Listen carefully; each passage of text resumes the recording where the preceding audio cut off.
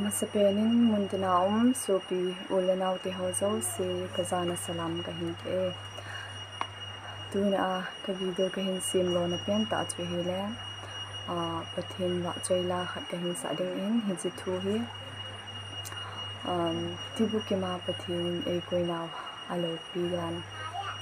hi chi na to ki to achu pathin wa choila na thupa phung no ma tila hi sa ni chi hi athui pata cha ke chi thna kahin sa nun ja hi track kahin man lo ding hi in angai zo sin a hlung ke za ai ngai pi so du win kahin ke mo win toin sapan taw te na thu pha phung no ma phung thei lo ho na va chui no ma o nei lo ho kagel kum le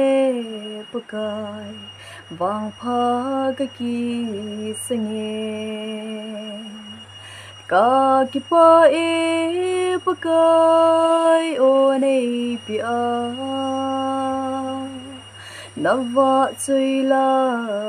ka sa thei hi ka o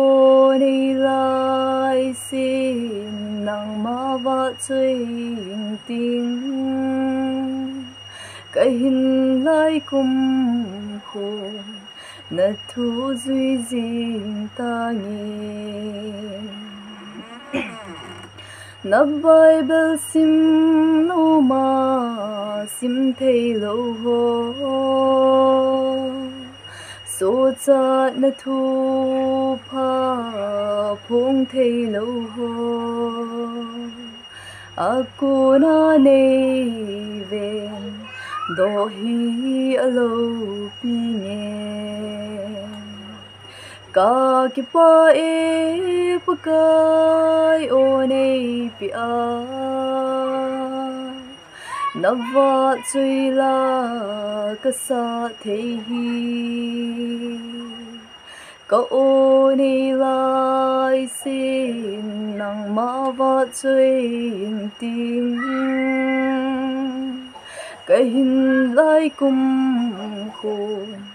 na thu zui jing ta nge o so pite ki gel te mu hi te tibukim ke ya eisem ji ito thei lam chanin tong pan tao hi te ka ki pa e pakai o nei pi a na va chui la ka sa thei ka o nei lai sin nang ma va chui ting ka hin lai kum ho na thu zui jing ta nge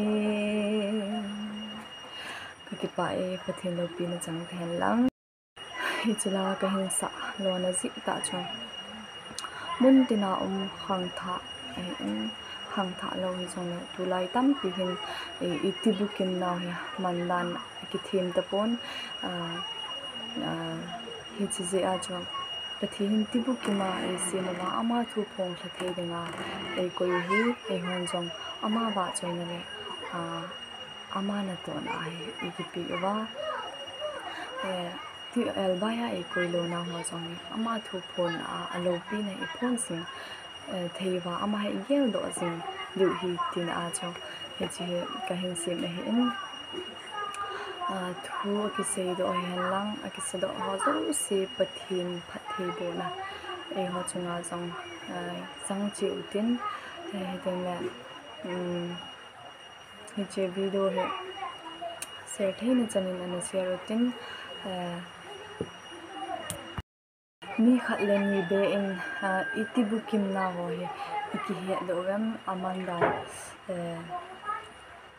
imandan he iki hol to thei na dewa chom cha hi chi video hi ka hin si me hin ave zo si pathen in pathen bo ta hon lang ikimu kit ka se bin na dam se on lang na bon cha bin bye bye